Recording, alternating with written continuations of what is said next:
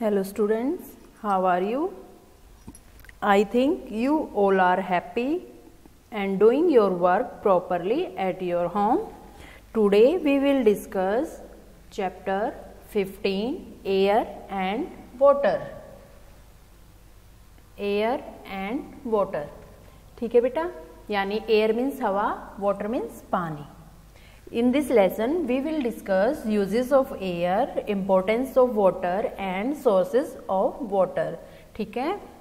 The big idea, air and water are important for us to live. जो हमारा इस lesson का big idea है, हवा और पानी हमारे जीवित रहने के लिए बहुत ही महत्वपूर्ण है. ठीक है? Let's go observe the pictures given below. आपको जो नीचे पिक्चर दी गई हैं उसको ध्यान से देखना है. Take the picture of objects that need air to give them shape. अब हमें हवा की किसके लिए ज़रूरत होती है? किसी को शेप देने के लिए, आकार देने के लिए हवा की किस किस को ज़रूरत है? अब देखो बलून में जब हम हवा फिल करते हैं तभी ये अपनी शेप लेता है. पौधे के लिए भी हवा की ज़रूरत होती है. अब बॉल में जब हम फुटबॉल में जब हम हवा फिल करते हैं तो ही ये अपनी फुटबॉल का आकार लेती है. अब देखो टायर में भी हम हवा फिल करते हैं तभी ये अपना आकार लेता है. अब ये जो बबल्स हैं बेटा, बबल्स में भी हवा होती है. ठीक है? अब है नेक्स्ट एयर अराउंड अस. हवा हमारे चारों ओर है. We can not see air but can feel it. We can not see, हम नहीं देख सकते हवा को, बट कैन फील इट, इसे महसूस कर सकते हैं. फील होता है महसूस करना. Air fill space and gives shape to things. जो एयर है वो स्थान घेरती है, जगह को भरती है. And give the shape to things, और चीज़ों को आकार देती है. जब हवा अपना स्थान घेरेगी तभी कोई चीज़ अपना आकार लेगी. जैसे हम गुब्बारे में हवा फिल करते हैं तभी वो फूलता है और वो अपना आकार लेता है. ठीक है? The air helps to move things from one place to another.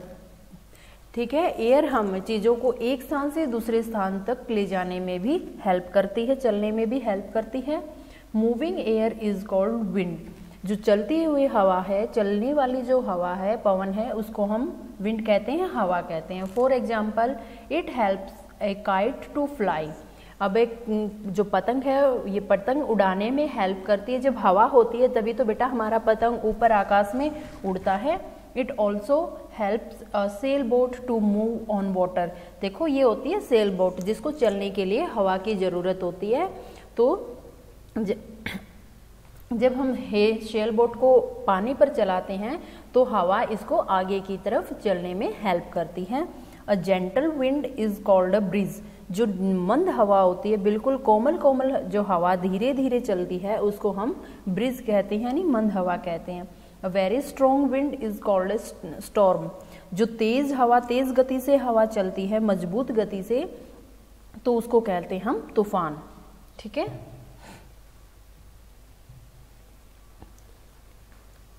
अब है बेटा uses of air.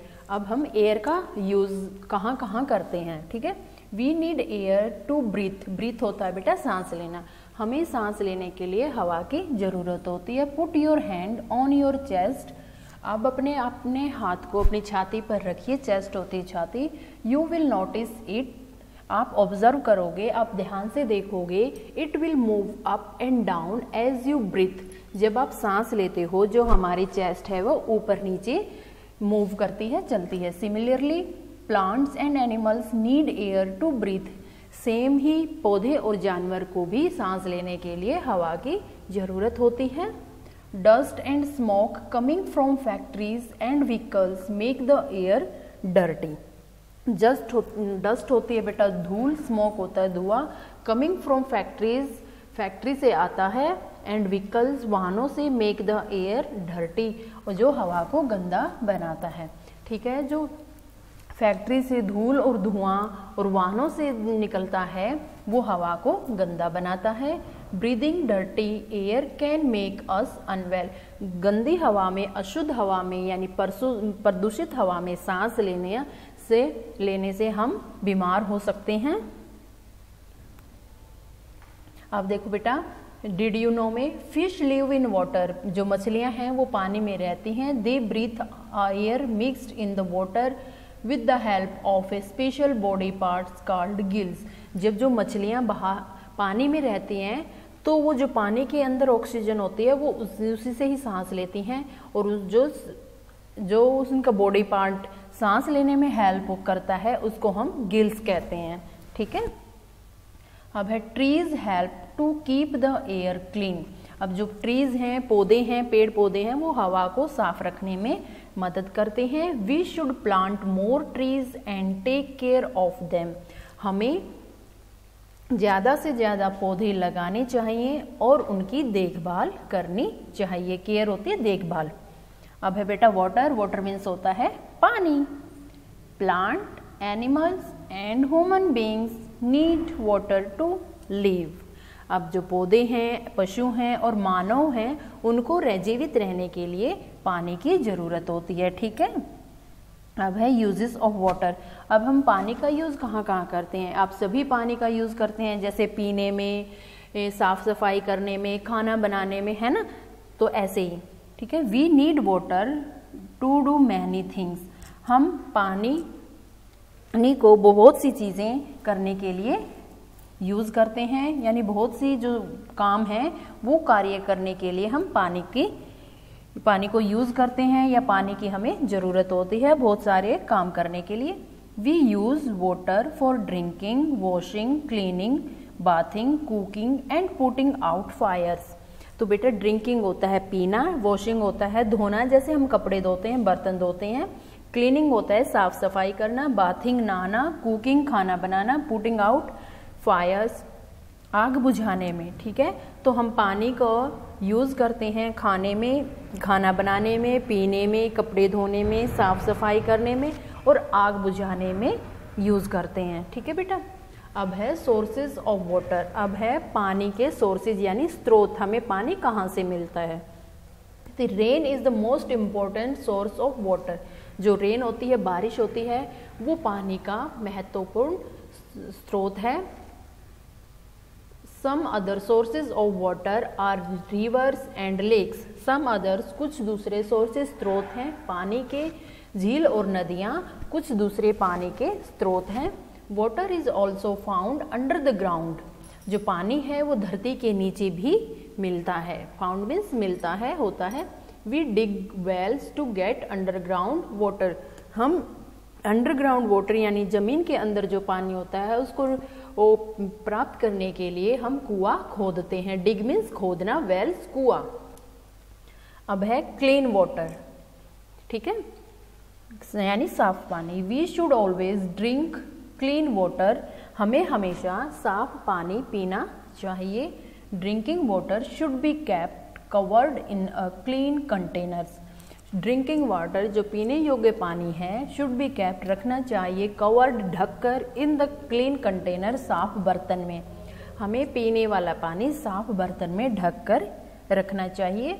We should not waste water. हमें अपने पानी को वेस्ट नहीं करना चाहिए।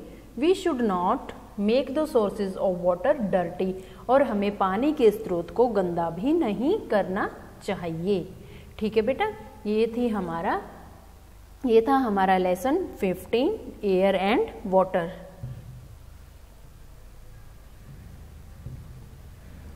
Now we will discuss exercise of this chapter. Let's practice. अब ए है fill in the blanks with the suitable words. अब हमें सही शब्द के साथ खालिस्तान को फिल करना है। फर्स्ट है air gives dash to some objects. जो कुछ चीज़ों को एयर क्या देती है बेटा? शेप। ठीक है, देखो ये रहा शेप, SHAPE शेप। अब second air is needed by dash to live. Air को इज नीडेड जरूरत है टू लिव रहने के लिए। तो किस किस को जीवित रहने के लिए एयर की जरूरत है? ओनली एनिमल्स या प्लांट एंड एनिमल्स? तो बेटा दोनों को जरूरत होती है, तो हम फिल करेंगे प्लांट एंड एनिमल्स। ठीक है। अब थर्ड है बेटा, dash and dash can make the air dirty. अब कौन हवा को गंदा कर सकता है? स्मोक, डस्ट या बर्ड्स या काइट्स। ठीक है, तो कौन गंदा करता है? जब भी हमें लेसन में पढ़ा था तो स्मोक एंड डस्ट। ठीक है, अब फोर्थ है, we use a dash to get underground water. जो धरती के नीचे का पानी है उसे प्राप्त करने के लिए हम क्या यूज करते हैं? वेल, कुआं। जब हम कुआं खोदते हैं तभी हमें अंडरग्राउंड वाटर मिलता है। फिफ्थ है, we should drink water dash clean या डर्टी। तो हमें we should drink clean water, हमें क्लीन वाटर पीना चाहिए। ओके, अब बेटा बी में है आपकी क्वेश्चन आंसर्स जो हमने आपको पीडीएफ में अवेलेबल करा दिए हैं। अब है नेक्स्ट, लेट्स ऑब्जर्व। अब आपको इस पिक्चर्स को ध्यान से ऑब्जर्व करना है। अब फर्स्ट है, what do you see in the picture. आपको इस पिक्चर में क्या दिखाई दे रहा है? क्या दिखाई दे रहा है बेटा? Dirty water. ठीक है, तो हम लिखेंगे यहाँ डर्टी वाटर। ठीक है, अब या हम इसकी जगह ये भी ले सकते हैं, waste in throwing in water. ठीक है, waste is thrown in water. जो वेस्ट है वो पानी में फेंका हुआ है। Do you think it can harm us? How. क्या आप सोचते हैं ये हमारे लिए नुकसानदायक है तो कैसे? ठीक है, तो जब गंदा पानी है वो हमारे लिए नुकसानदायक तो होगा ही ना। तो yes it can harm us, तो हम यहाँ लिखेंगे yes it can harm us. If we drink dirty water we may fall ill. यदि हम गंदा वाटर है उसको पिएंगे तो हम बीमार हो सकते हैं। ठीक है, if we drink dirty water we may fall ill. Okay, अब नेक्स्ट है बेटा activity, take an empty match box. आपको एक खाली माचिस की डिब्बा लेना है। कीप बलून्स इन इट, और बलून्स को इसके अंदर रखना है। Count the numbers of the balloons which can be easily placed inside the match box. अब आपको बलून्स को काउंट करना है कि जो आसानी से जो माचिस की डिब्बी है उसके अंदर रखे गए हैं। कितने रखे गए हैं? Now blow air in one of these balloons. अब उनमें से एक बलून को, गुब्बारे को आपको फुलाना है। If the end with A thread so that air can not escape from the balloons. अब आपको गुब्बारा फुलाने के बाद उसकी जो मुंह है उसको धागे के साथ टाइट बांध देना है ताकि हवा बाहर ना निकले। Now try to put this balloon in the match box. अब आपको इस बलून्स को मैच बॉक्स में रखने की कोशिश करनी है। Is it possible? क्या यह पॉसिबल है? वाई, क्यों? क्या जब आपको जो गुब्बारा आपने फुलाया है वो मैच बॉक्स के अंदर रखा जा सकता है? नहीं, क्योंकि जब हम हवा भरते हैं तो वो उसके अंदर जो स्पेस होता है वो ज़्यादा हो जाता है। तो इस कारण जो मैच बॉक्स का स्पेस है वो थोड़ा होता है, तो वो इसके अंदर गुब्बारा हम इसके अंदर नहीं रख सकते, इसलिए it is not possible. Okay, अब नेक्स्ट है let's apply. Collect the pictures of sources of water from newspapers, magazines, books or the internet. Paste these pictures in your scrapbook. अब आपको वाटर के सोर्सेज की जो पिक्चर्स हैं वो आपको न्यूज़पेपर, मैगजीन्स, बुक्स और इंटरनेट से कलेक्ट करके उनको अपनी स्क्रैप बुक में पेस्ट करना है। ठीक है, अब है बेटा आई कैन। अब है फर्स्ट है list how air is important to us. अब आपको लिस्ट बनानी है कि हवा हमारे लिए कैसे इम्पोर्टेंट है, किस लिए इम्पोर्टेंट है। ठीक है, कि हम हवा को सांस लेने में है या कोई और काम के लिए हम यूज़ करते हैं एयर को। तो आप अगर इसके बारे में बता सकते हो तो आप यहाँ पर टिक कीजिए I can do it on my own पे। अगर आपको हेल्प की ज़रूरत है तो आप यहाँ पर टिक कीजिए। ठीक है, अब है list the uses of water. अब आपको वाटर के यूजेस की लिस्ट बनानी आती है तो आप यहाँ पर टिक कीजिए। अगर आपको हेल्प की ज़रूरत होगी तो आप यहाँ पर टिक कीजिए।